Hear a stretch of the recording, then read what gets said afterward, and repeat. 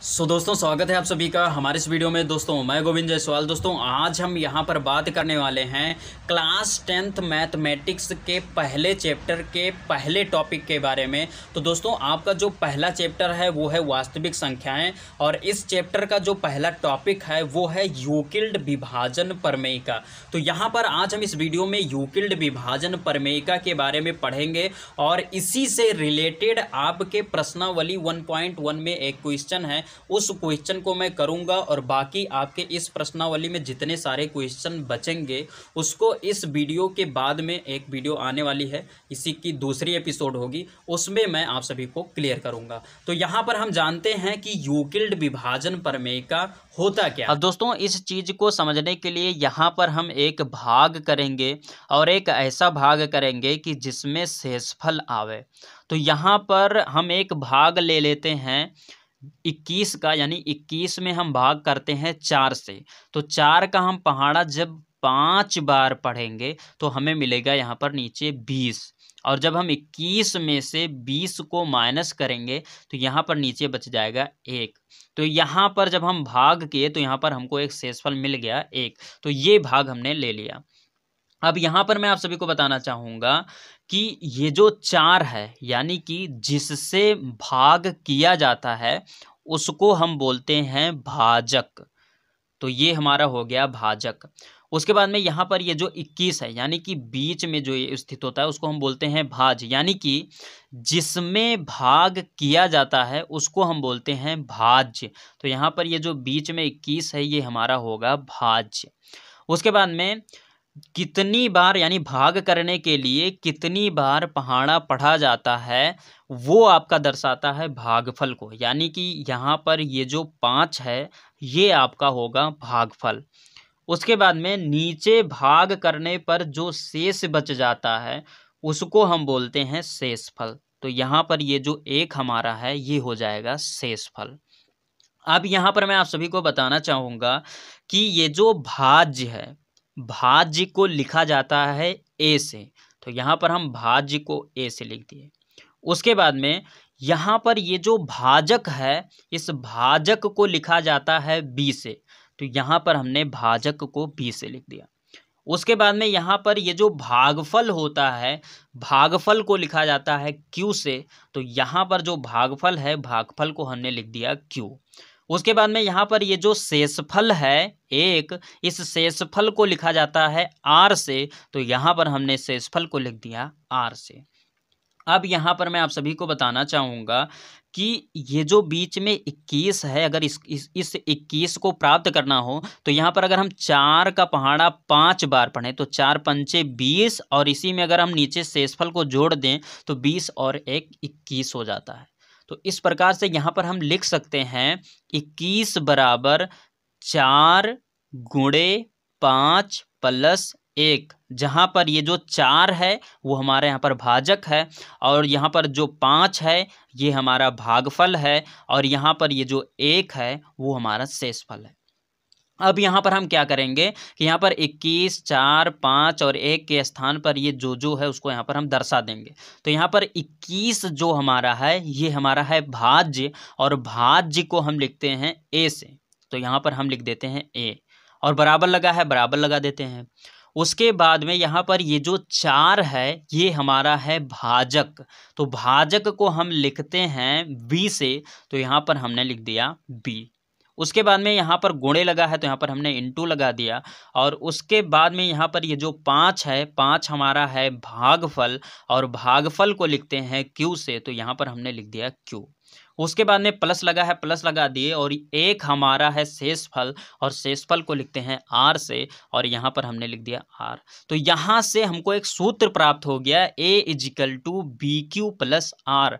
अब हम कोई भी ऐसा भाग करें जिसमें शेषफल आवे, और उसके बाद में जो उसका भाज्य होगा, यानी बीच में जैसे 21 है, ऐसे अगर उसमें जो भाज्य होगा उस भाज्य को निकालने के लिए अगर आपके पास यहाँ पर दे दिया जाए भाजक को, भागफल को और शेषफल को, और बोल दिया जाए कि इसका भाज्य क्या होगा, तो यहाँ पर भाज्य को निकालने के लिए आप इस सूत्र का यूज कर सकते हैं।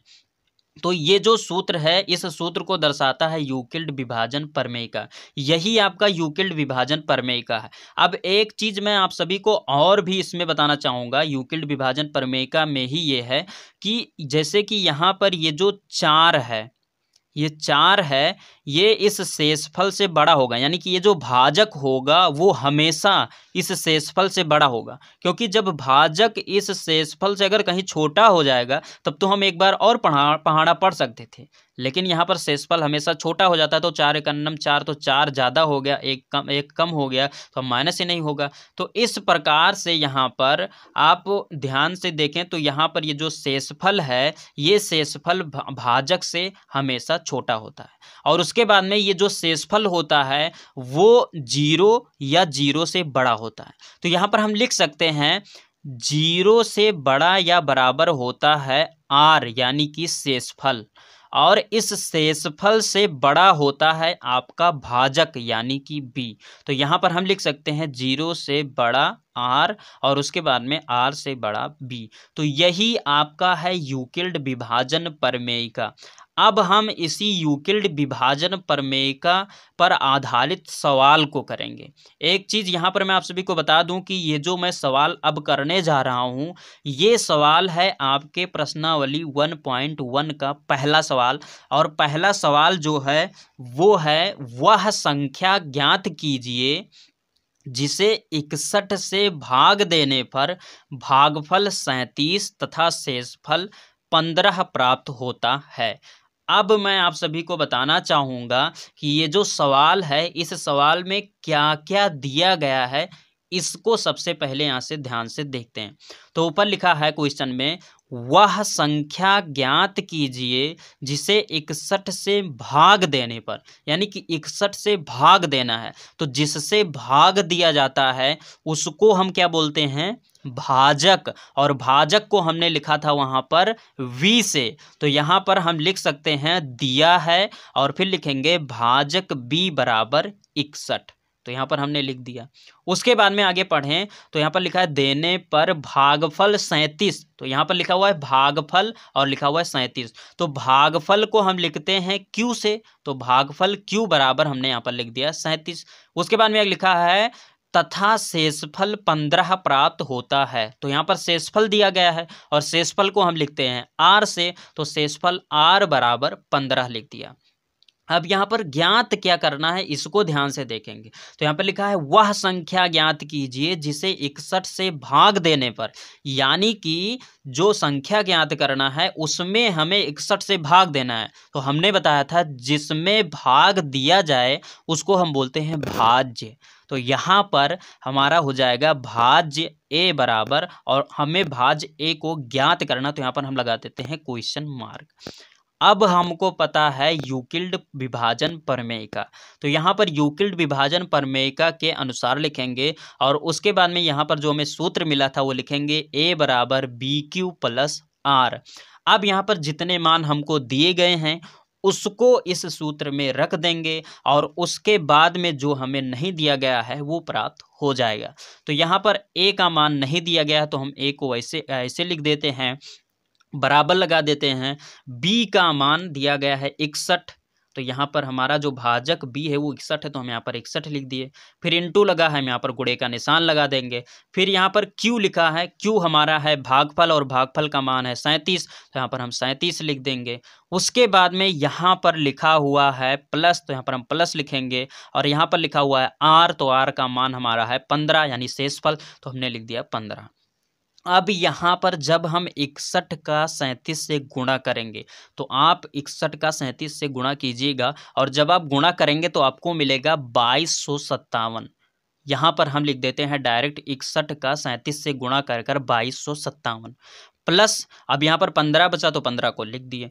उसके बाद में जब हम 2257 में 15 को जोड़ेंगे यानी ऐड करेंगे, तो यहाँ पर हमको मिल जाएगा a बराबर 2272, यानी कि जो आपका भाज्य है वो आपका है 2272, यानी कि जिसमें आपको 61 से भाग देना है वो आपका है 2272। तो यहाँ पर हो गया, अतः वह संख्या 2272 होगी। तो ये आप तो दोस्तों उम्मीद करता हूँ ये वीडियो आप सभी को अच्छी लगी होगी। वीडियो अच्छी लगी तो वीडियो को लाइक कीजिए, और दोस्तों यदि आप नए हैं हमारे चैनल पर तो चैनल को सब्सक्राइब कर प्रेस कर लीजिए बेल आइकन को, जिससे कि आपको नए वीडियो का अपडेट मिलता रहे। तो दोस्तों बस यहीं पर दीजिए इजाज़त।